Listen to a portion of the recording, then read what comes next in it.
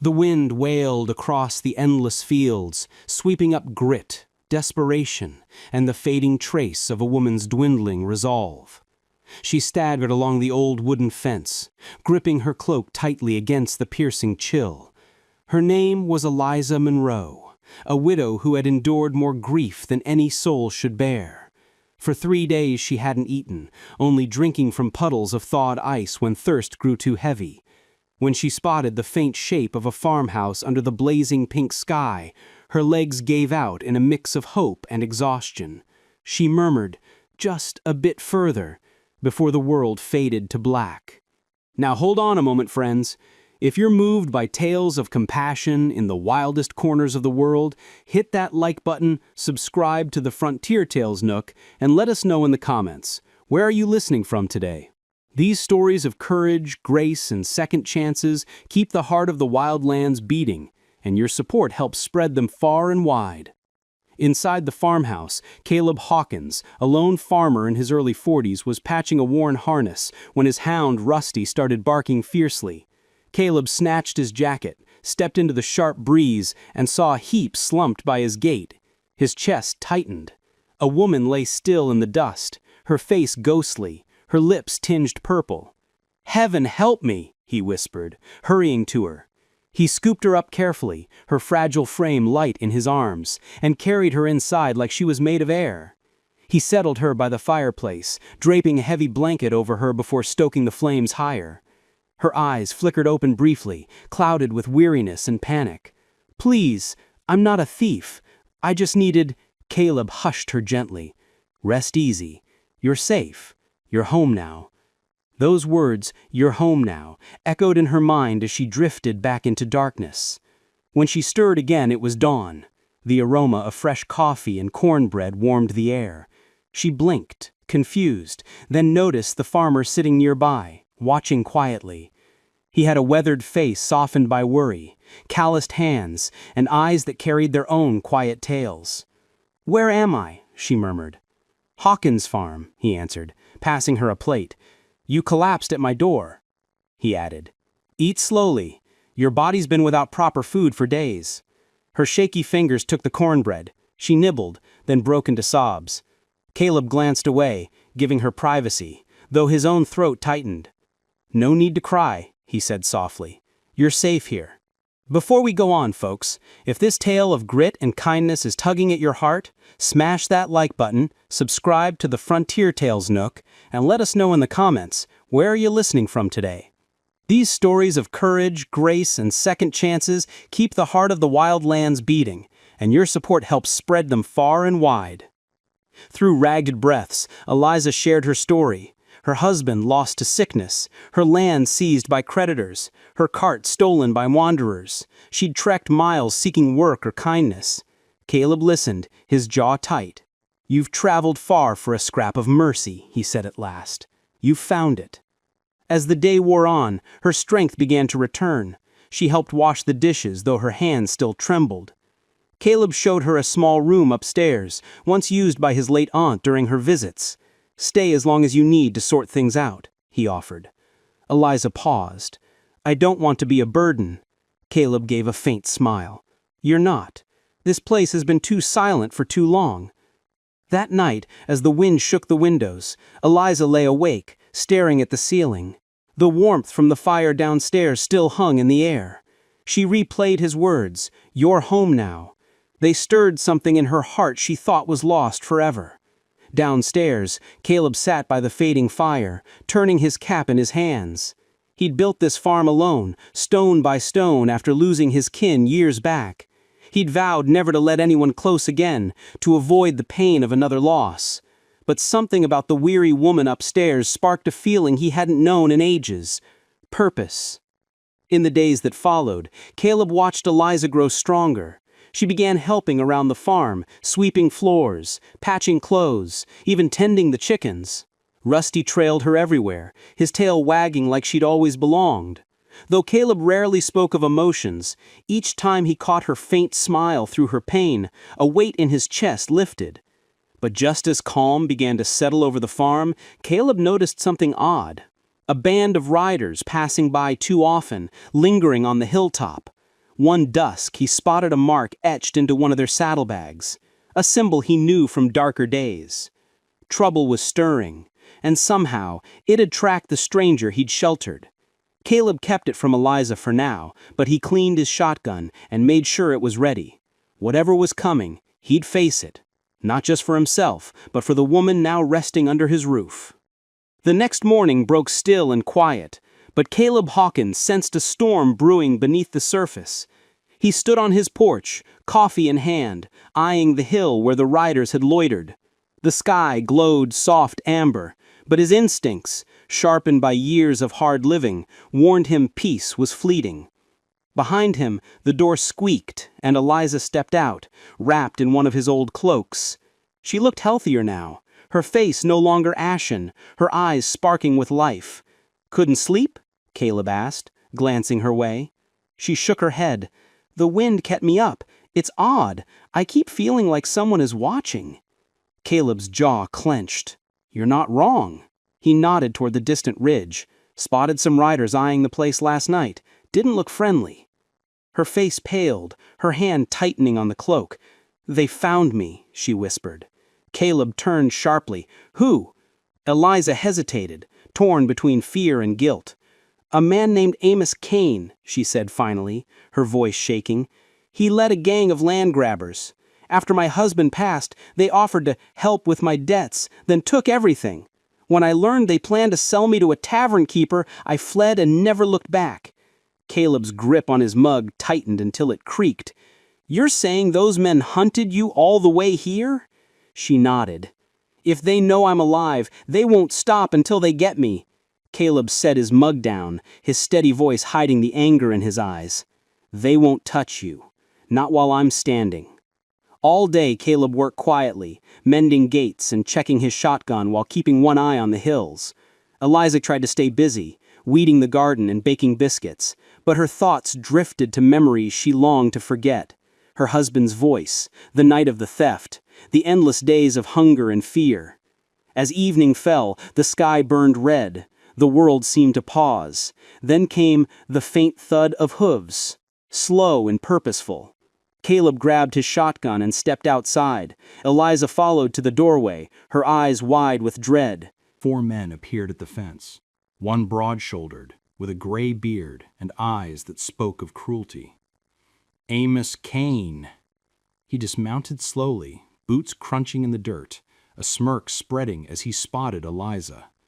"Well, ain't this a sight?" he drawled, making her flinch. "Thought you'd withered away by now, darlin'. Seems you found yourself a cozy little nest." Caleb stepped forward, shielding her. "Turn around and ride out," he said firmly, his voice like iron. "You've got no business here." Amos laughed. "And who's gonna stop me? A lone farmer with a shiny gun?" He scanned the farm. "This place'll sell nice once you're out of the way. Might take the lady, too." Caleb's hand moved like a flash. In one smooth motion, his shotgun was up, aimed square at Amos's chest. The smirk faded. "One more step," Caleb said coldly, "and you'll meet your maker before nightfall." For a moment, no one moved. Then one of Amos's men chuckled nervously. "He ain't joking, boss. Let's go." Amos spat into the dirt, his face twisting with rage. "This ain't done, Hawkins. You can't hide her forever." He swung onto his horse, glaring once more before galloping into the dusk. When the hoofbeats faded, Eliza sank to her knees, shaking. Caleb knelt beside her, steadying her. "You're safe," he said softly. "They're gone for now." Tears streamed down her face as she looked at him. "Why do you care? You barely know me." Caleb's gaze softened.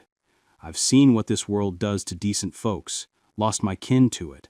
I swore if I ever got the chance to protect someone again, I wouldn't let him down." Her hand covered his, her voice a whisper. "Then maybe I was meant to find you." That night, Caleb stayed awake, shotgun across his lap, watching the moonlit fields. Eliza stirred in her sleep, murmuring softly. Each time, Caleb's expression warmed, a hint of gentleness beneath his tough exterior. By morning, a plan took shape. He knew Amos wouldn't quit.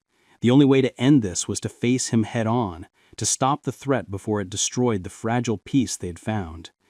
When Eliza came downstairs, Caleb was saddling his horse. "Where are you going?" she asked, fear in her voice. He turned, offering a small, steady smile. "To make sure they never come back." Her eyes welled up. "You'll get yourself killed." He stepped closer, touching her arm lightly. "I faced worse. Just promise me one thing."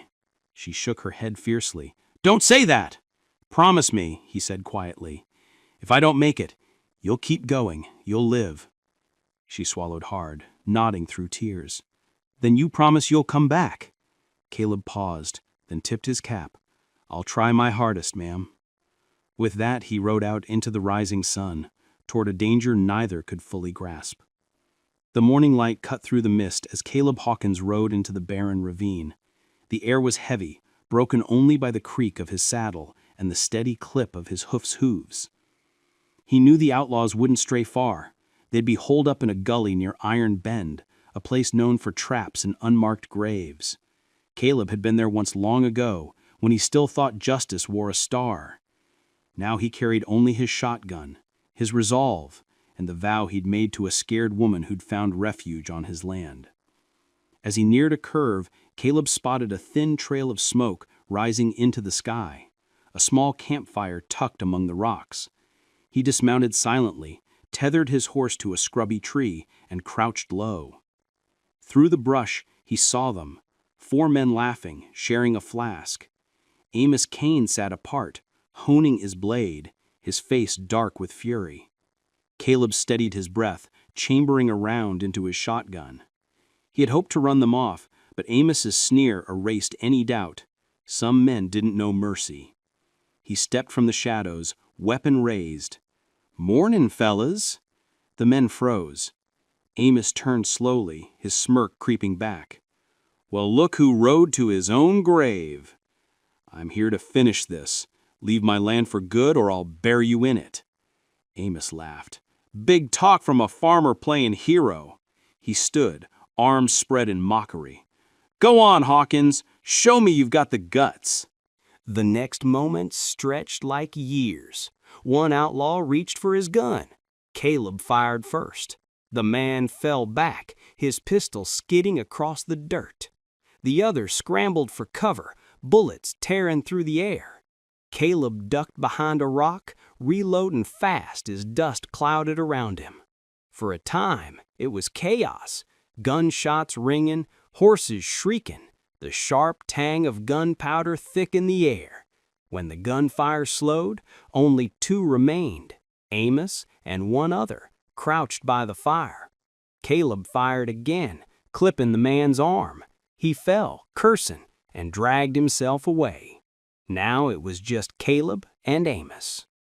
The ravine grew quiet, save for the wind's murmur and the fire's faint crackle. Amos stepped forward, face twisted with hate. "You think you're a savior?" he snarled. "You think that woman's worth your life?" Caleb's gaze hardened. "She's worth more than you'll ever be." Amos lunged, drawing his revolver, but Caleb was quicker. His shotgun roared and Amos stumbled back, his gun slipping from his grip. For a heartbeat he stood, eyes wide with shock, then crumpled to the ground. Caleb stood frozen, breathing hard, staring at the man who'd haunted Eliza's nightmares. The fight was done. Justice, raw and brutal, was served. He turned his horse toward home, pain flaring in his arm where a bullet had nicked him. The ride back seemed endless, the wind carrying the center rain as dark clouds rolled in. At the farm, Eliza waited on the porch, twisting her hands, her eyes searching the horizon. When she saw him, she raced down the steps, skirts flying. "Caleb!" she cried, voice cracking. He barely dismounted before she flung her arms around him. He flinched but managed a smile. "Easy now, I'm fine." Her tears soaked his shirt. "You're hurt." "Just a graze," he murmured, brushing her hair back. "It's over, Eliza. They won't come back." She looked up, trembling with relief. You did that for me?" He paused, then cupped her face gently. "Not just for you, for us. I was done hiding from shadows." Something shifted in her eyes, fear melting into warmth. She touched his hand, voice soft. "Then maybe we both found our home." Rain began to fall, slow and steady, washing away the dust and blood. Caleb led her inside, and for the first time in years, the farm felt alive. The fire snapped, the scent of biscuits filled the air, and quiet laughter drifted through the rooms. Days passed and Caleb's wounds mended. Eliza cared for him gently, and he saw something growing between them, something tender, careful, but true. One evening, as they watched the sunset, she turned to him and whispered, "You gave me my life back." Caleb smiled faintly. "You gave mine too." The wind sighed through the tall grass, carrying away the last echoes of danger. The farm stood strong against the fading light, no longer just a solitary man's refuge, but a home forged from pain and bravery. As stars blinked into view, Caleb took her hand, rough and steady, and said quietly, "You can stay here, Eliza, as long as you like." She smiled through her tears, then, "I'll never go." And as night fell over the wild frontier, two wounded hearts found what neither had dared to dream of: peace, love, and a reason to keep going. Now, friends, if this tale of grit, heart, and redemption lit a spark in you, let's give some serious hype to this video. Smash that like button, share it with your crew, and drop a comment to let us know what you loved most. Your energy keeps the frontier spirit alive, so let's make some noise.